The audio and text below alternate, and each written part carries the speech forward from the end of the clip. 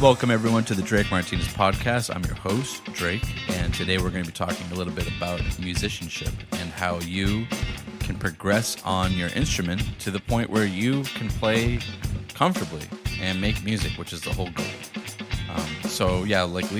Lately we've been doing some videos and some podcasts about current events and things like that. Today we're going to take a dive right back into music. And I think one of the most important topics that we can talk about is your musicianship and how you can progress on your instrument. So it doesn't really matter which instrument it is. It doesn't matter if it's like bass guitar, drums, any one of those instruments. You know, there's a certain balance that you have to have of expectations in terms of like what you want to accomplish, how good you think you're going to get, and how far you can push yourself, because not everybody can be like top tier. You know, not everybody can play. For example, not everyone can play the guitar like Jimi Hendrix. Not everyone can play like Steve Vai or any one of these like guitar virtuosos. Yeah, there's, you know, it takes a certain level of talent. It takes a certain level of dedication, and then time and understanding. So, and also a lot of like not developing the bad habits that you're gonna need to unlearn. So there's a lot that goes into that. There's a lot that goes into like how well can you play on the instrument and how much time can you realistically put into it. Well, a lot of that depends. A lot of that depends on what your goals are. So if your goal is to play like a Jimi Hendrix or a Steve Vai or any one of these or Stevie Ray Vaughan, any one of these guys that are just complete masters of the instrument, you could certainly get there. It's just going to look different for everybody. So, for example, I think what a lot of people don't realize is like the talent level of like a John Mayer. You know, that guy, I would almost like include in that category of like those virtuosos. But John Mayer is also like an amazing singer. You know, those other guys are not. Like, they're not like amazing singers. And he's also an amazing songwriter, a songwriter that just puts together like great music that a lot of people can relate to. It's very popular music. So taking all that into consideration, you have to consider, one, what are your goals? Do I want to play guitar to the point where I just like a machine? And I'm not saying that in a negative way. I'm saying that in a positive way, like a Yngwie Malmsteen, right? Like a lot of his music is very, very good, but a lot of it is like to highlight how much of a virtuoso that guy is. Or is my goal to play guitar very, very well, but mostly because I want to write like really good music. Not saying that Yngwie Malmsteen's music is not good. It's amazing, but your focus is just more like singer-songwriter kind of songs. And in that case, you're not going to need to play like a Yngwie Malmsteen. You know, you're going to want to divert some of your focus, some on guitar playing, some onto songwriting, some onto singing, and and if you can be a great talent at all three of those, that's amazing. But you know, that's three things to really, really focus on and hone in on instead of just one, which is like being a virtuoso on the guitar. So when I was young, I thought I started playing when I was like about 10. I'm about 36 now, so it was like 26 years ago. And my goal, I didn't really have one, I'd say. But I sort of had like an image of myself that at some point that I would play better than I'm playing now, which I obviously still have room to grow. And that can be achieved. But the thing is, I also learned how to play the bass guitar. I also learned how to play the drums. I learned quite a bit about songwriting, singing, producing, mixing and mastering, and all those things together took time. So music, I think, is one of those areas where you're going to need to learn a lot of different skills in order to make your music known and to push your music out and to even just accomplish it. So your musicianship, however, is going to be crucial to all of that. Now, whether that would be focus on one instrument, a few instruments, or arrangement as a total, you kind of have to take all those things into consideration. So let's just dive a little bit more into musicianship for now, and we can get into some of the other aspects later. So one of the things that it doesn't really matter what your instrument is, you're going to need to divide up your instrument time into a few different areas. One is going to be drills. So you're going to need to learn how to move your hand on the fretboard, or if you're playing a woodwind instrument, you're going to need to learn some drills for like trumpet or drums, like rudiments. You're going to need to learn some type of drill, something that's not fun, because what your tendency is going to be is to start what we call like noodling, or like just playing, like just sporadically with no goal, with no purpose, just playing. And that might be fun, but it's not really in the long run going to teach you anything. You might learn like a couple of favorite licks, but you don't really know enough at that level to create your own music with it to any level of degree of like, how I put it, to a point where someone's like really going to want to listen. So if you're just picking up the guitar and you're noodling, like no one's going to want to listen to that. Noodling for somebody like, a Steve Vai, yeah, someone's going to want to listen to it because he's just goofing around, but he has achieved such a level of mastery that like even him goofing around is just, something amazing to listen to. But anyways, so one thing one area you're really going to need to dive into is drills. So you're going to need to learn, in my opinion, a musical drill, a drill that forces you to do something, whether it be a scale, an arpeggio, or some type of really difficult finger movements that will also incorporate some level of musical understanding. So the best ones I think are arpeggios. Doing drills that involve arpeggios, and you can look up ones on YouTube. There's tons of them.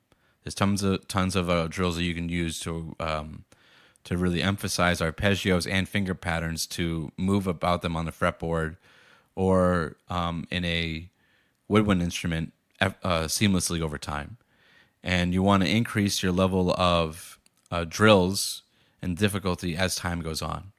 So you definitely want to incorporate some new things into there, and then do it to either a metronome or to different time signatures. So let's say you start doing it in 4/4. Well, then you start doing it in 6/8, 5/4, things like that. So you start doing and experimenting with different time signatures as your level of comfort grows. Okay, so one area that you're definitely going to want to cover is drills. Another area that you want to cover is music theory. So I'm not really big on going super, super deep into music theory, but that's just me.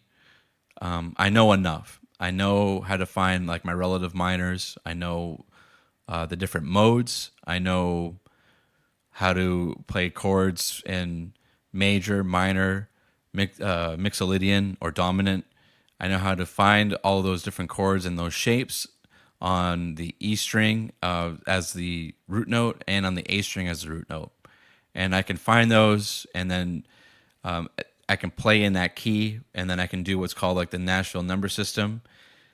So I know what they call the diatonic scales. So if you're starting with, I don't want to go too deep into music theory because I'm probably losing some people right now. But the point is that you want to take some time to research these things and to just get a basic understanding. And believe it or not, the stuff that I just covered is a basic understanding. Just people that go way, way deeper into music theory, they might find that information useful. At this point in my career, I don't. I think I just know okay, I know these shapes, I know where all these notes are, I can transpose them to different keys, and that's really all I need to know right now because I'm able to do what I need to do with that information. Knowing more information might help me find things easier, but I haven't really, in my own guitar playing in 26 years, gotten there because I like also experimenting with other things like bass guitar. I like experimenting with different sounds out of the guitar, audio engineering, things like that. But anyways, so number one is a drill, some type of musical drill, like an arpeggio, especially arpeggio drills. and then some type of like difficult finger movements or some type of exercises that are going to really make it challenging for you in order for you to grow. The other thing is a basic understanding of music theory, so that you have a frame of reference. That's the other thing that that a understanding of music theory provides, is you have a frame of reference, so that when you're transposing things or when you're trying to find things, you're not memorizing. I have to go to this note, that note, this note, that note. Like you eventually start thinking about it in terms of like, okay, I'm gonna do a little thing over here in G major, and then I'm gonna go over here to its relative minor, which is E minor, and I'm going to start doing some things over here, and then I got some a chord over here that I'm going to play, and it becomes way more general. And then the specifics you don't really have to worry about too much, because you know exactly like where the position is at least, and that will make the guitar playing or any other instrument that's a melodic instrument a lot easier to play, because you have an actual map now that you can utilize in order to find these things. So we got drills, we got music theory. The other thing you're going to want to do is, I sort of talked about a little bit, is get into different time signatures. Don't always play in 4/4. Experiment with 6/8. Experiment with 5/4, and play to a metronome or different drum loops and different time signatures to get a feel for different songs. And this also goes into the next one, which is listen to a lot of songs. And I think what you can do, especially, is sort of like, especially with the guitar, pardon me, and you could do this with other instruments as well, but I think for me, I just related to more to the guitar because that's the instrument that I've been playing the most for the last like 5 years or so, is when you're listening to a song, sort of listen to it with a producer's mind. Listen to it and say to yourself, okay, what is this guitar player doing right now, and why? How does it relate to what the bass guitar is doing? How does it relate to what the drums is doing? Why is it that at this point the guitar switched over to like a more distorted sound, and then the guitar player chose a more like reverb delay sound over here, and then why is it that they switched to like a more rhythm style here and then lead over here? Think about that. Think about the arrangement. Listen to how other guitar players do their parts in their songs and learn from it, because there's a lot that you can learn from. As a matter of fact, 90% of what I think you can learn on the guitar, you can learn just from listening and just from understanding, okay, at this, like, once you know, okay, I got some drills. Okay, I've got some music theory in my bag. I can play these chords. I can play these scales. I can play them to some degree of expertise, right? I'm not a virtuoso, but I can play them. Now you have to start thinking about like how that creatively, and this is the whole point of listening to songs, is how that leads to the actual creation of music. So it's not just in terms of like listening to the music and then learning how to play those parts, but also thinking about the why. Why did the guitar player choose that? And ultimately, it's always the same answer, because it sounds cool. But why does it sound cool? Why is a guitar doing like a really slinky sound here cool? Or like what makes it sound so good? A lot of it is going to be also the relation between what the drums is doing and the bass guitar, the keyboards, and things like that. So you start to see more patterns, more like go-tos is what I call them. Like I have my go-tos. So when I'm playing with a band and or we're improvising, I have my go-to things. I have my scales that I can play that I go to pretty often. I have my different neck positions, but I also have different styles of playing that are my go-to. I have like palm muting styles. I have like playing like really slinky chords. I have playing more like chunky chords, like the whole bar chord, but with different effects on them that make them sound more interesting, like vibrato or tremolo with delay. And then mastering those different sounds and putting them all together is what's going to really help you play as a guitar player. And now with trumpet, it's the same thing. With trumpet, you can listen to different trumpeters and be like, okay, yeah, this guy has a really good tendency of doing. Sorry, that's my cell phone. Has a really good style of playing. I don't really like a more like staccato style or a more melodic style, more rhythmic. And you can really listen to those pieces and think to yourself like, okay, why did this trumpeter decide to do it like this? And you can use that to incorporate into your own playing. Okay, so we have building up your creativity by listening to music and analyzing it as a producer would. You have your drills. You have experimenting with different time signatures, which you could count as another drill. And you have music theory.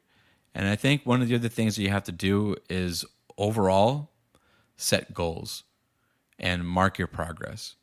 And one of the amazing things about playing a musical instrument is it's not like many other things where your progress is like very subjective.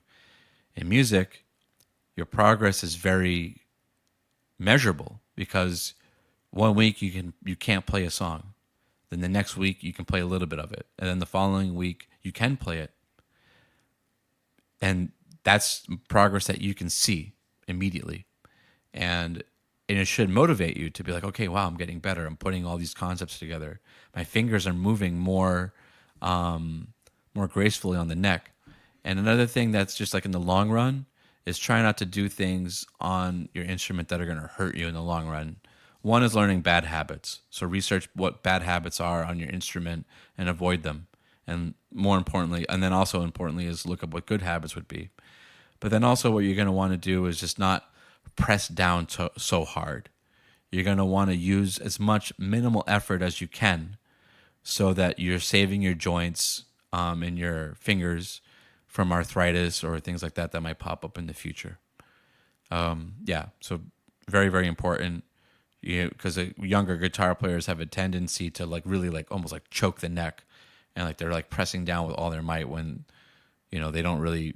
You probably need to use like 20 to 10% of that force to hold the strings down and make the notes. Another thing is the last thing that I'll say that you really need to do, and this is probably they're all super important, but this one is really, really important also. Once all of that comes together and you start knowing some drills, okay, you know some music theory, you know where your notes are and your chords are, and you're learning some songs, and you're learning really difficult songs, and you're getting better at them, and you know some time signatures, like how to identify them very quickly, and your creativity is growing. You're able to think about the instrument away from the instrument. You're able to analyze music and pick out, okay, yeah, this guy's using good distortion here, delay, some reverb. You're able to pick out all those things. Eventually, what you're going to want to do is to play to some songs and record yourself. And you know that you've gotten really good at the instrument when you can listen to yourself in a recording and you don't hate it. So I might have mentioned that before, but it's very, very true. And it's something that you're going to want to really hone in on, is that you're going to hate the way that you sound for quite some time. But you might find your own playing like, okay, yeah, that sounds good, but you might not. It depends on the person. It depends on a lot of different things. But you should be able to get to a point where you're happy with it. You're content. You're like, okay, yeah, I played that with no mistakes or very, very, very almost imperceptible mistakes. And the sound is good. The sound is solid. I'm not crazy about my own guitar playing. I'd rather listen to all these other great guitarists, but I'm happy enough with what I was able to do. So I think if you do all those things and you're diligent and you set goals and you spend some time going back and forth between all those different topics, then over time you will become a great musician. Whether or not you play in the vein of a Stevie Ray Vaughan or a Steve Vai or a Yngwie Malmsteen, Jimi Hendrix, one of those like top tier guys, is not really relevant. You just have to do your best and understand music and bottom line is have fun with it. Have fun with that whole process because it is fun and it's a journey and it's a great journey to go on in your career. And it's probably the most important one, because once you understand one instrument really, really well, the possibilities are endless of what you can do with that in terms of making your own music, doing like really fun cover band kind of stuff, working with other musicians to make, or to enhance their, like that songwriter's music. There's so many things that you can do to have fun with it and to enjoy the experience. So I'll leave you guys with that. Let me know what you guys think, or if you have any other things that you would suggest really help to build musicianship in the comments. Please be sure to follow, like, subscribe, all that to help the channel grow. And we hope to have more discussions about this in the future, to see what other people do to build themselves up as musicians and to better themselves. Because I think ultimately, the last thing I want to say actually is all of that dedication and time spent on the instruments. One, it teaches you a lot about yourself. It teaches you a lot about the language of music, but it also makes you improve as a person, because you can spend that time and dedication to a craft, and you understand, okay, what does it actually take to be excellent at something? Well, it takes quite a bit of effort, as it turns out. So that's a lesson that is good for just life in general. All right, well, thank you guys for tuning in.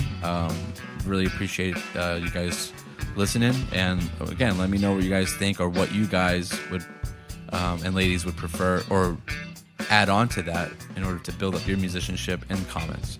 Thanks, and have a good one.